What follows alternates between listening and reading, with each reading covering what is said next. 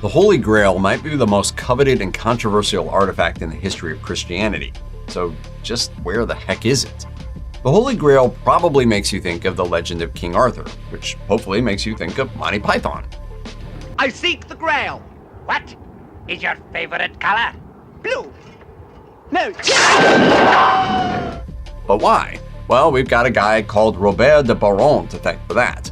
Before he came along, the Grail was a powerful but ambiguous artifact that showed up in the Arthurian canon, but it was de Baron who actually established the idea that the Grail was the cup that Christ used at the Last Supper. He also indirectly inspired a popular candidate for the Holy Grail's final resting place. In his first poem, entitled Joseph d'Arimathie, Baron wrote that Joseph of Arimathea, in case your old French didn't kick in and translate that title. Anyway, it was Joseph himself that gifted the Holy Grail to his brother Braun, who took it from Israel to the Isle of Avalon. There is some evidence linking stories of Avalon to the real town of Glastonbury. And in the 12th century, the monks of Glastonbury Abbey claimed that they had found the tombs of King Arthur and Queen Guinevere there, although modern historians tend to believe this was more a publicity stunt than a true discovery. Nevertheless, Glastonbury's ties to the legend of Arthur inspired later writers to suggest that the Holy Grail might also be found there. Local tales hold that Joseph himself brought it to the area and set it down. That spot, they say, is now marked by the spring-fed chalice well. King Arthur's knights aren't the only ones who've become associated with the Holy Grail. Some real-life flesh wound inflictors were all about the Grail. Originally founded to protect pilgrims journeying to Jerusalem, the Knights Templar became legendary for their military prowess during the Crusades, which is a nice way of saying they slaughtered everybody. But they're probably better known for their eventual persecution and destruction of the Order, and the model they provided other chivalric organizations. Mythology is also connected then to quests for the Holy Grail, perhaps as early as a 13th century poem entitled Percival, which features a Templar-like order who helped the Fisher King guard the mythical relic. He chose poorly. Poem imitated life to an extent. You see, people assumed that the Grail was the real reason the Knights Templar invaded Jerusalem. In this scenario, the Order was in Jerusalem to guard the cup of Christ, and they were destroyed because of their involvement with such divine mysteries. This assumption has driven a number of stories about the final fate of the Holy Grail. One such story holds that before their destruction, the Knights Templar brought the Holy Grail to Poland in the 13th century. Facing exile, they placed the Grail and some gold into a wooden box and sunk it into a lake in northwest Poland. The good news is that the lake has since dried out. The bad news is that nothing's been found. In the Treasure Museum of Genoa's Cathedral of San Lorenzo, you'll find a six-sided dish made of green glass. Taken from Caesarea in 1101, it's been in the cathedral's hands ever since. It was long believed that the bowl was made of solid emerald, but that assumption was literally shattered when Napoleon asked to borrow it and returned it broken. Oh, sacre bleu! This is the Sacro Catino, or Holy Basin, and many believe it to be a dish used by Jesus at the Last Supper. So is it possible that it isn't just any dish that was used by Jesus, but the dish, the Holy Grail? The Sacro Catino has indeed been a popular candidate for the famous relic. Such claims go back to the 16th century, and some Arthurian romances depict the Holy Grail as being made of emerald.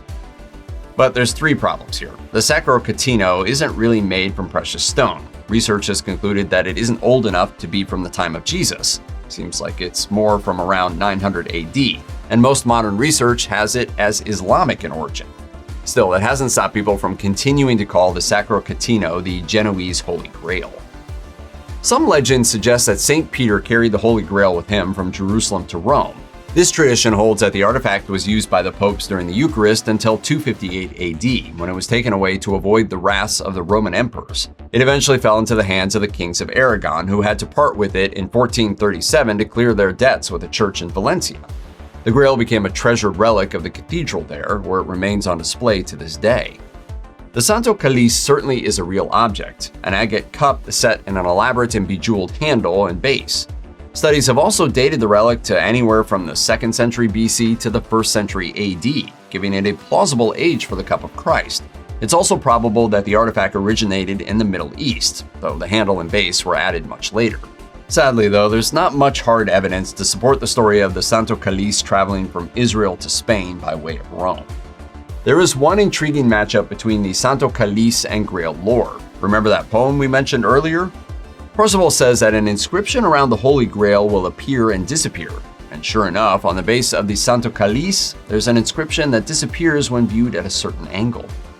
Since the legend of the Holy Grail is so closely bound with legends of King Arthur, it can feel like a quintessentially English story, despite the object itself being a Middle Eastern relic. On second thoughts, let's not go to Camelot. It is a silly place. But Spain has a rich Grail tradition of its own. Besides the Santo Calice, the chalice of Doña Urraca has also been suggested as a Holy Grail. As you can see there, the chalice is an onyx cup encased in jewel-encrusted gold kept at St. Isidore's Basilica in León.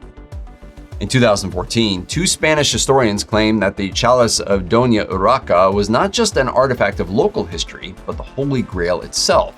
They were initially investigating other relics in the basilica when they found documents tracking the chalice's journey from Jerusalem to Cairo to Spain, where it eventually passed from Muslim to Christian hands. Dating on the chalice's onyx puts it between the 2nd century BC and the 1st century AD, just like the Santo Calice. They stopped short of claiming that the chalice was literally the cup used by Jesus at the Last Supper, however, as there's no scientific way to prove that. If you're thinking about the line from the Last Crusade, that's the cup of a carpenter, don't get too caught up in the weeds there. The room in which the Last Supper was held was a space the disciples found, so think of it more like renting a room for a banquet per se. It's not like they were carrying drinking cups with them as they traveled around all of Galilee. In other words, no one has any idea what it looked like or where rests the Holy Grail today.